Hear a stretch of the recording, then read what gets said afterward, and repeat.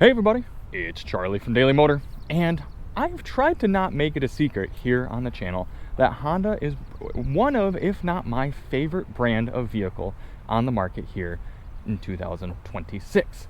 They don't make every single type of car, they don't do everything perfect, but the core aspects of what it means to drive and own and be in a vehicle here, they do just about the best for me, for my preferences, compared to everybody else on the market.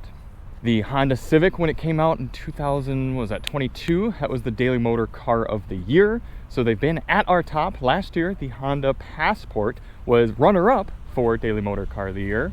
And whether it's four wheels or two wheels or sometimes off-road four wheels, I love being in a Honda. So today we are at Honda's North American headquarters here in Torrance, California for a super cool opportunity. I am going to get to drive every generation of Honda Accord. So you can see right now some bright, shiny, clean versions of the Honda Accord going all the way back through 11 different generations. This is the 50-year anniversary of the Honda Accord, which means 50 years of one of the most recommendable and balance between satisfying to drive, satisfying and easy to own, just overall quality and recommendable cars here on the road. So we can see getting all the way back to the original for 1976. This is technically a 1978 model, but the very first Accord all the way to the newest. So there's a lot of cars. I mean, just think of the math of me driving 11 different vehicles. I'm not going to be able to give kind of a thorough evaluation of each and every one of these Accords, but I do want to have the experience of driving all of them. So I am going to shoot dedicated, no talking reviews of all of these cars. We're going to get in, start them up, go for a loop, come back, park them. So I will put a link below to that playlist once they all go live. But I am going to sort of summarize my thoughts for you. Maybe, I don't know if I'm going to be able to do the very beginning of each car, the very end of each car for kind of a quick note, or how it's all going to look. But at least by the end of this drive, we're going to talk about what the Accord means and what it's been like over the last, 50 years now. So without any further ado, I'm going to start here with the old one and go all the way up.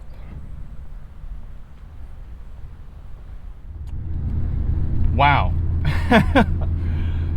This is impressive. It really is. It's super cool to see what a car was like 50 years ago and what a really good car was like 50 years ago. This isn't just driving some random crap box or something like that. I mean, this is a well-regarded car for all the way back then, 1976. And honestly, there's a lot about it here that I appreciate even in 2026. Look at this storage. How often am I in reviews saying cars need a little bit more practical storage throughout it? Now, I mean, you don't have any sort of center console or anything up here, but they gave you something. You got a little bit of a glove box. And of course the visibility, fantastic. The color scheme, fantastic. I'd love more burgundy with tan headliner in the world. We got a little radio.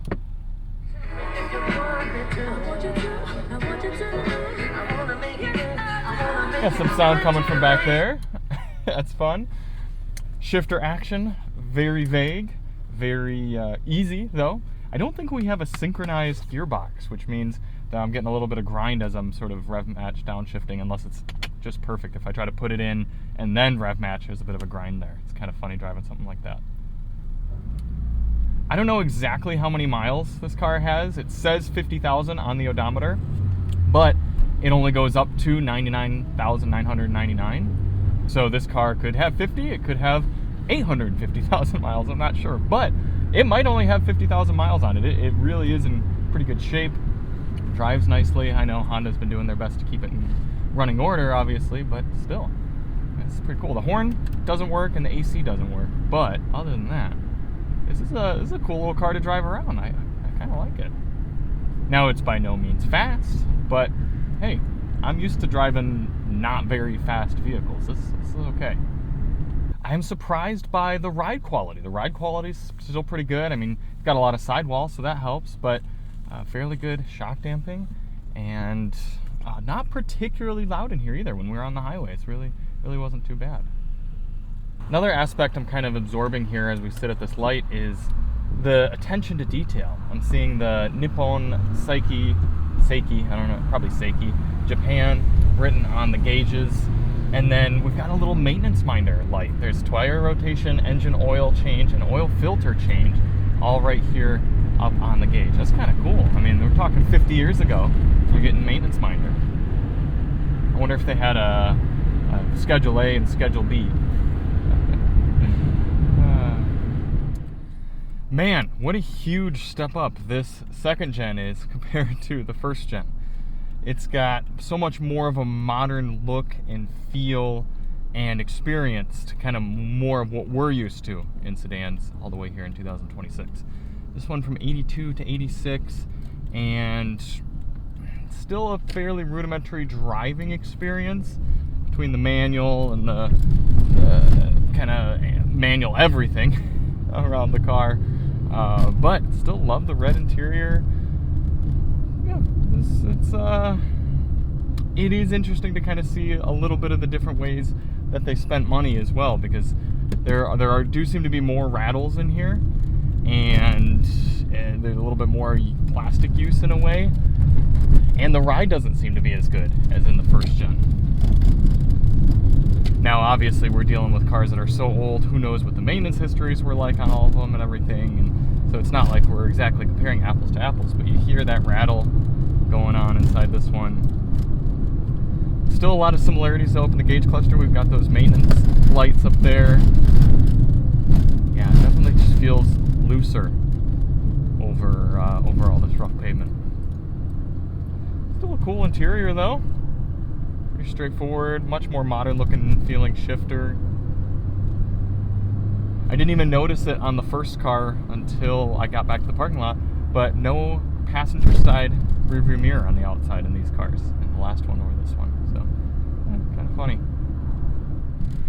Man, it's crazy how much of a difference generations made back then in these cars. I mean, the advancements were so more than just a little bit of technology and some screens and everything. No, I mean, this was a big change for just after a few years with each car. It's really pretty cool to experience.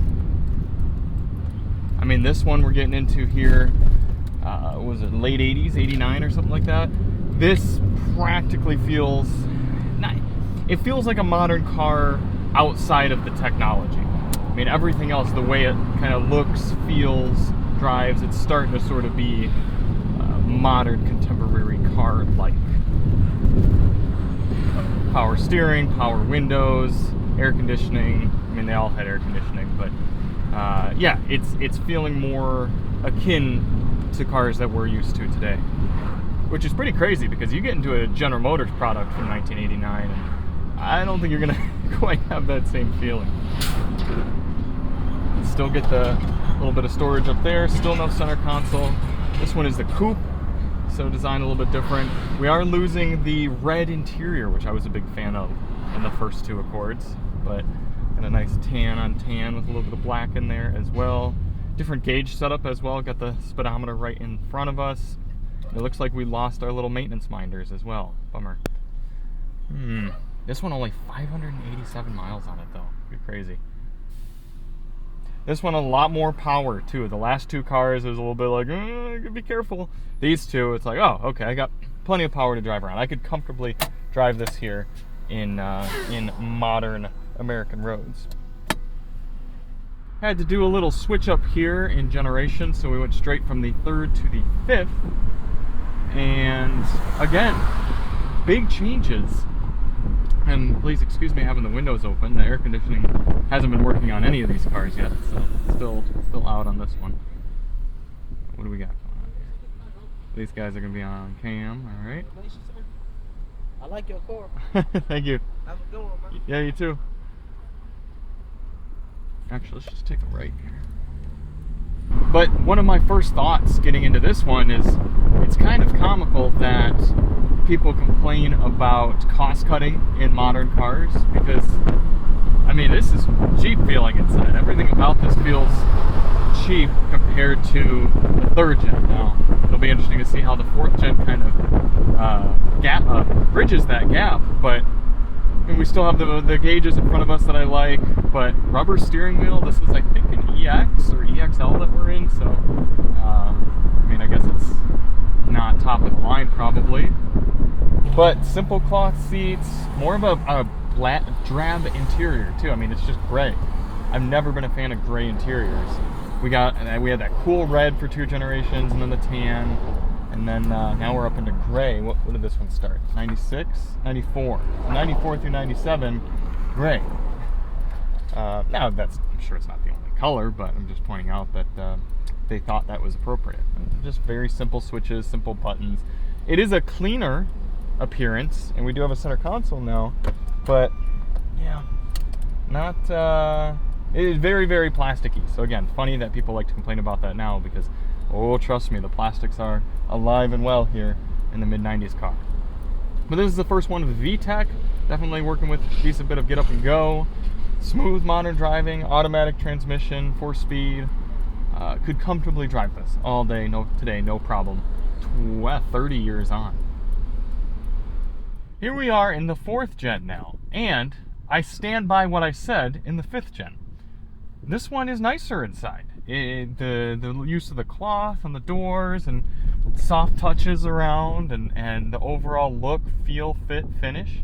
And again, we're in a sedan now. I wouldn't be surprised if this is a higher trim or something. So again, I'm acknowledging that lack of apples to apples, but going off of at least what I can observe, this one feels like a more solid and holistic build than the 5th gen car.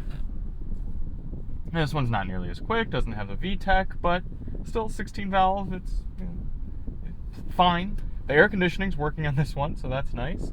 Only 76, no, that's the trip. Still 234 miles on this one.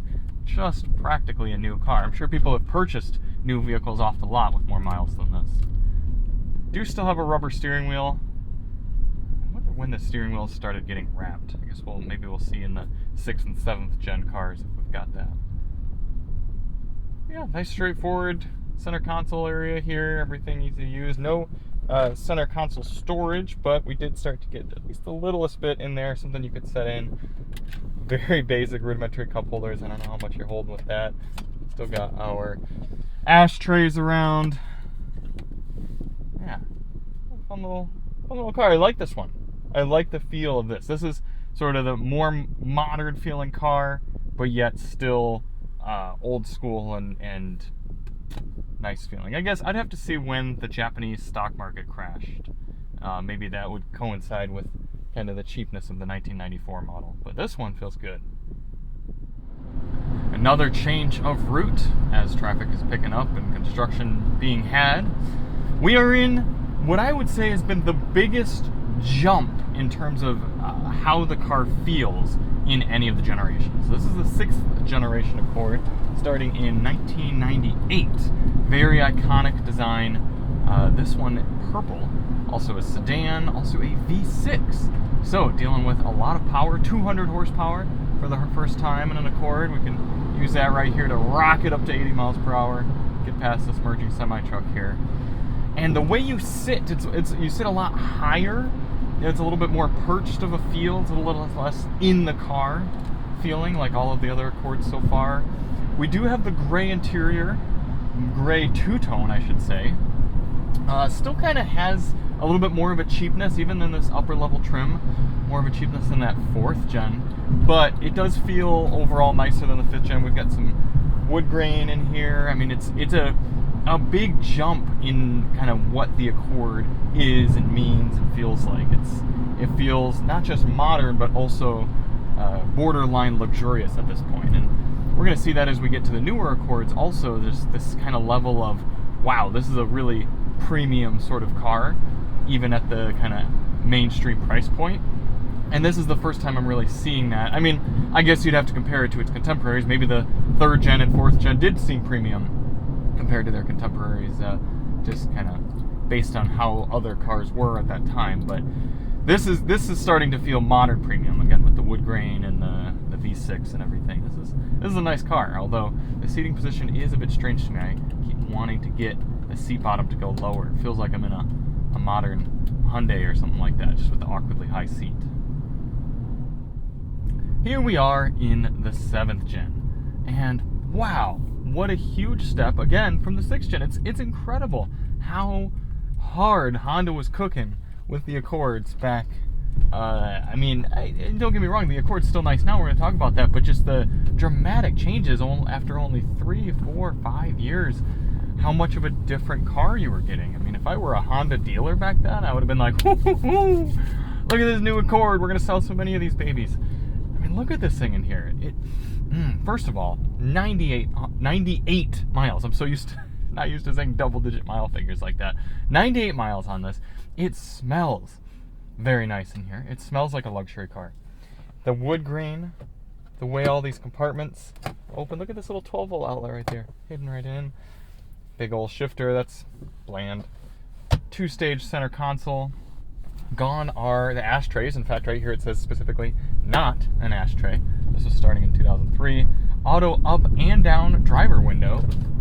Nothing for the passenger. This is a coupe, so no windows in the back.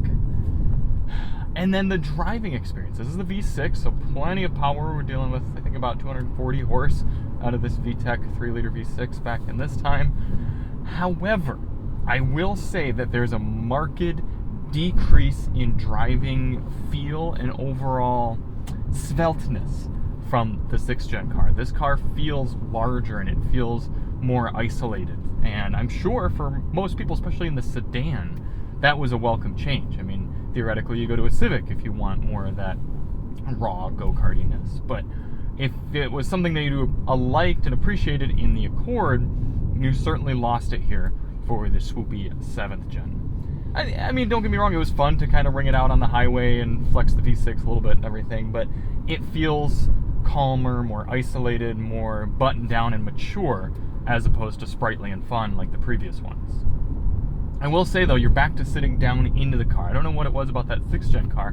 It felt so up and perched in that interior. This one, the belt line starts to lift up, and yeah, this is the first Accord driving it throughout today that I could see putting my wife into, and her actually getting in this car and going, oh man, this is nice. I like driving this. Yeah, I could put big miles on this car. Look at these cushy, comfy seats. I mean, doesn't this look like a basement couch right here? That's really great. I love this. Huh. And gone is the gray. I mean, this is maybe the slightest bit of gray, but nice materials all throughout this cabin. This is so much of a nicer interior than than pretty much since we saw in the 4th gen car. Starting to get modern amenities too, like dual zone automatic climate control and a sound system that's actually going to sound halfway decent, and extending rear view visors, sun visors.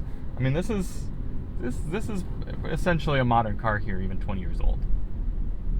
But no screen, thankfully. Although this is kind of a screen, isn't it? This is sort of like the beginning of the screen era. You know, the little digital screen for our temps and time, and if we turn the radio on, then we see our radio readout. Woo! Of course, I can't play a lot of music right now because copyright. If I weren't driving 11 different Accords today, then I would do some sound tests on these cars. But yeah, definitely like this one for different reasons than the others so far. 8th gen Accord.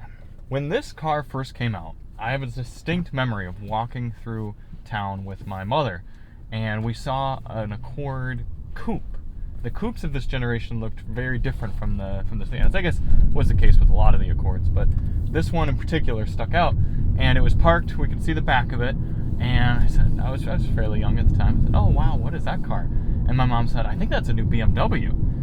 And then we got closer to it and realized it was a Honda Accord. Obviously, she felt kind of silly, but the styling on this generation Accord was so good. And I think that little anecdote there is a bit of a testament to that. But I still think this is the most attractive generation of Accord ever.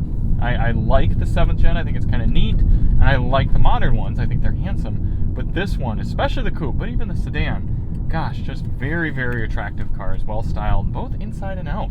This one's got this tasteful kind of tannish green on the outside. And then on the inside, mixture of tans and wood grain and black for the steering wheel, leather. Lots of great buttons here in the center. The introduction of a navigation system, which admittedly I can't see very well right now, but it looks like I can turn the brightness up. So what would I go like this? Enter? Nope, shoot. No, green light. That is a singer right there. Wow. There we go. Brightness all the way up. That's a little bit better. So we've got a nav system back then. Kind of seeing the streets go by and everything. Obviously still rudimentary, but enough to just show you, help you out with a newer area or something like that. All of that being said, in general, the car feels cheaper than the 7th gen. That 7th gen we were in felt so tight and robust and isolated and comfortable. I mean, look at the seat difference in this one. The leather feels cheaper. It's not as squishy.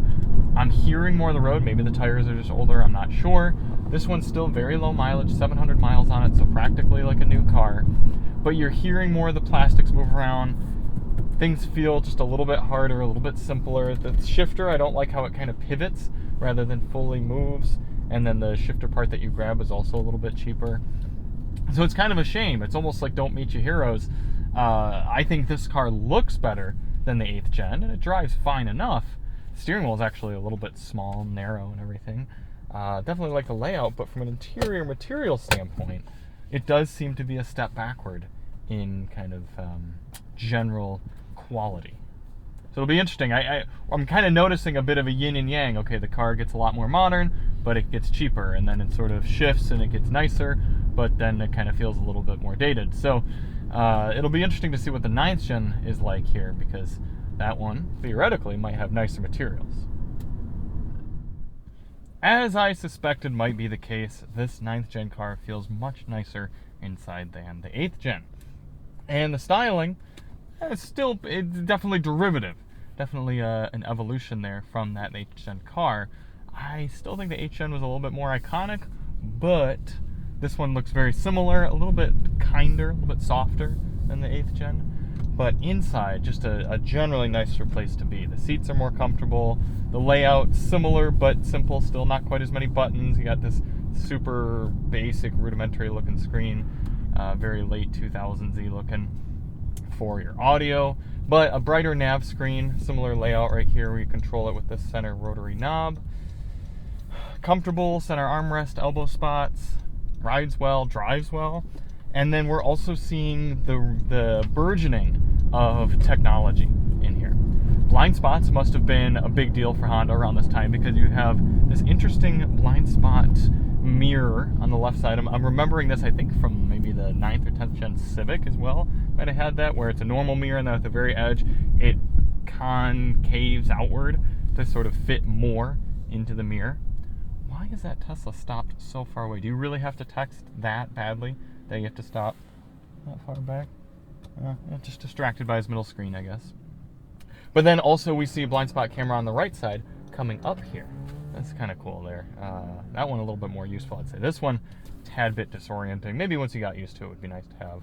But I don't think we saw it continue, so that might kind of tell you right there. No active blind spot monitoring, though, which I do think we were starting to see in cars around now, so it's kind of surprising that we don't have it here. 147 miles on this bad boy. This is also the hybrid. So we're seeing all of the technology and kind of advanced futuristic looking gauge cluster in front of us. No tachometer, but a bunch of different power meters for how much charge we have in the battery, how much fuel we have, and then how much you're accelerating or regenning there on the left side. We have an Econ button. I think this is the first time we're seeing any sort of power mode on an Accord. I can also drive in B mode, which I think should give us a little bit of extra regen. Let's see as we drive along. Sometimes, like the B mode in my old Prius, I think that just revved the engine out a little bit differently, to kind of help you out for braking on mountain roads. Let's see, does it give us any stronger regen? Yeah, maybe a little bit stronger, but definitely not anything close to one-pedal driving or anything like that. But this is a really nice place to be. Very safe feeling, very mature. Kind of missing the wood grain, though. Are we? Yeah, we're totally devoid of wood grain, aren't we? Maybe because it's the hybrid, we get the silver, and maybe in one of the V6 gassers we'd get more wood grain. I'm not quite sure, but I missed that. yeah, a little bit of the charm has gone away by this generation. Feeling a little more modern, feeling a little more futuristic. I like that. Feels good, but starting to lose a little bit of that Accord charm. The 10th gen Accord. This car took me back the moment I got in it from the smell, because this is what I spent a lot of time in while I was at Car and Driver. We had a long-term Honda Accord 2-liter turbo just like this. It was red, and this was a nice car at the time. It really was. It was a big change, losing the V6, coming down to the 2-liter turbo. Doesn't make quite as much power, but with the 10-speed, it's kind of maybe putting that power down a little bit more efficiently, you could argue. Very large car, too. This is the first Accord out of everything we've driven today that it's felt large. It feels like a more substantial car around me as I'm driving, and less fun, more just big. I mean, geez, I got in the back seats, and there's heated seats in the back of this, and there's tons of legroom and headroom, and it's a full family car. You could really fit a bunch of stuff in the trunk, a bunch of people in the back. And kind of interesting that they did that with the Accord right around the same time that SUVs were such a big deal, because it's like, okay, do you really want a car like this to be large, or do you just get yourself something like a CR-V? I don't know. I go back and forth on this one, because some of it I like, some of it I don't. I do think it's another change in ethos and change in personality. It's kind of a bit sportier, also more luxurious, but also it's luxurious from a feature standpoint, which is what we see these days. I mean, luxury car features are what mainstream cars try to sell now, but this doesn't feel like a luxury car anymore from a material and general nice place to be standpoint anymore. I mean, go back to something like the 6th and the 7th gen. Well, no, it was the 7th and the 8th gen we were in. That looked very nice inside and felt comfortable and soft and supple, and like a changing room at a fancy clothing store that you'd want to spend many hours in. This feels like a luxury car from the fact we've got ventilated seats, and we've got the adaptive cruise control and the active lane keeping and everything, and it rides well and drives well, all that jazz. But the steering wheel feels cheaper. The materials feel simpler and more basic. Squeaky plastics, all this kind of simple grayish black plastic around. It's not a car that feels special in that way anymore. It feels like a large Civic. So, yeah, it's actually a little bit sad to me to get back in this 10th gen, because this is a car I thought fondly of for a while, and I mean, it would make sense from being how large it is and everything, but I don't really want to be in here anymore. And then the 10-speed, I don't know. This 2-liter turbo and the 10-speed have really never done it for me. In fact, I remember before the 11th gen Accord came out, and this was still the one that we were getting in the press fleets, I was in the minority to just advocate for the 1.5 turbo with the CVT. I don't care for this 10-speed from Honda and really anything that they put it in. I always said, you know what, the 1.5 is plenty powerful enough for daily driving. The Honda CVTs are really quite good. Just get that. You're going to be plenty fine in that car. The only downside to that one to me is the fact you have the big shifter as opposed to these buttons. I actually kind of like the button shifters. I'm very much in the minority in this generation of Accord, but yeah, it's got some cool things about it, but not one that's really pulling at my heartstrings. I will say one thing that was really nice about this gen, and it's something that we started to see with Hondas all from this generation of Accord all the way up through to modern Hondas, is the super quality feel of the fit and finish from all the buttons.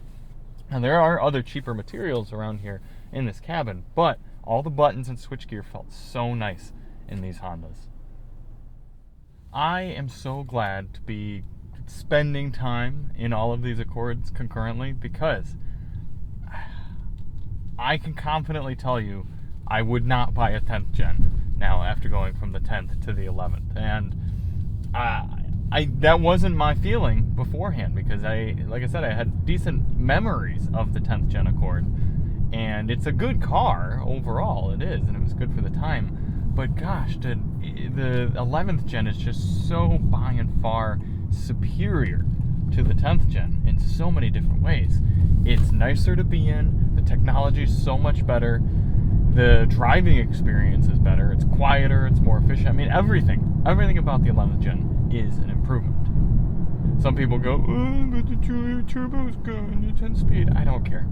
I didn't like the 2-liter turbo to begin with. So this right here, this 2-liter hybrid, totally happy with.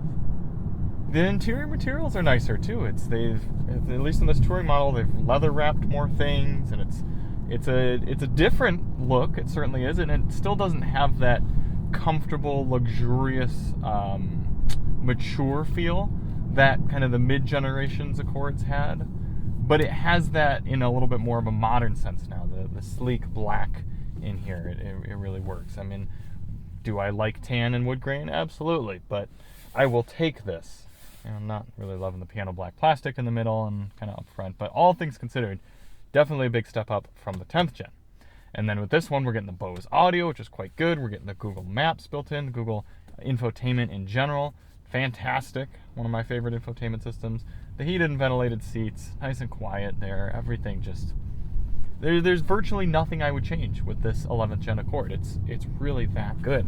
It's fuel efficient. It's got memory seats. It's got, what, do we have 360 cam? Is that the only thing that people like to complain about in the comments? Oh, no, 360 cam. I don't care on a car this size. I really don't. We got a volume knob. Yeah, could I go for maybe a few more physical controls? Sure. But it's certainly not the worst offender here on the market. So at least I know that if I were to purchase an Accord, it would have to either be a current gen, an 11th, or I'd have to step back at least to a 9th gen. I wouldn't bother with the 10th. I'd be going probably a 9th gen Accord. Other than that, I'd be jumping all the way back to the 7th. I'd skip the 8th. So skip the 10th, skip the 8th, and then I could do a 7th or a 6th, skip the 5th, go to 4th, and then obviously older than that, you're just buying it for nostalgia or kind of classic car purposes. So there it is, every single generation of Accord working from the all-new 11th back 10, 9, 8, 7, and before. What a cool experience to see the evolution of a nameplate that is iconic on our American roads. I mean, you can't be somebody who cares about the North American automotive scene and not know the Honda Accord. It has served so many people, whether it's just a boring, regular, get yourself to work and back sort of car, or whether it's an enthusiast rig, whether it's a wagon or a hatch or a coupe or a sedan or a hybrid or a V6 or a 4-cylinder. The Accord has meant so many things to so many people, and it's so cool to see how the car has come from something that essentially launched Honda to what it is here today with a car like this, all the way up to cars that have just about all of the technology that you get in a modern vehicle into one handsome package. From a personal standpoint, it was cool to see how these 5 cars are essentially classics. I mean, all the way up to this one, yeah, it might look a little more modern, but the driving experience, the interior, everything feels like an old car. But starting with the 6th gen Accord, it sort of feels like a modern machine. I mean, yeah, you don't have the technology, but other than that, driving this is just about as easy as driving that. It is really uncanny. What else was interesting to me is the fact that the Accord has gone up and down from sort of that interior material and fit and finish and quality aspect. To me, this one right here, the 4th gen, was actually the one that was cool from, all right, it still felt new and unique and fun and different inside. It kind of had this pizzazz, had the two-tone interior and everything. These cool cloth seats that had a real thick material to them and just a sort of a unique design and feel and driving experience. And then this is where, okay, we got the gray, we kind of felt it sort of cheapening out again in the 5th gen car. So if I wanted a classic driving experience, 4th gen right here, that's where I would be. Then the 6th gen is kind of where I was like, all right, it feels nicer to be in than the 5th and sort of gives you that modern experience. This 7th gen though, I think was the most quality and luxurious Accord among all of them. Being inside this one, between the big plushy seats, the wood grain, the way there still wasn't that much tech baked into it, it felt like a car that was both modern, but a place that I would drive this car across country. It really was that refined and nice to be in. Here we go. We just got a little remote unlock from our Honda partners over there. I mean, these seats, so squishy and comfortable, and oh, the smell in here. I wish you could smell it through the camera. It really is. I mean, this is special. It did start to feel more isolated and less fun than the 6th gen car, but between the V6 and the luxury interior, I think if I had to buy any Accord that was here, it would be this one right here. Love the 8th gen, but disappointed in the interior. The 9th, I think, is a sweet spot for modern amenities, but still affordable. I think if I were to go out and buy one right now that I was gonna put a lot of miles on a daily drive, it would probably be this. If I wanted to save some money, it would be one of these 9th gens. But then the 11th, I mean, it was just really incredible to me how everything that I didn't really care for in the 10th seemed to be fixed in the 11th gen Accord. So this is a car that I knew was good. I've always liked it, but it was cool to kind of see how it's grown into what it is now today, and how easy it would still be to recommend. So thank you all so much for watching and come along for this unique experience. Big thank you to Honda for putting this together, having us out here. Yeah, super cool. If you want to see any of the individual videos, check the links below, and we'll see you on the next one. I'm Charlie from Daily Motor, and as always, drive on.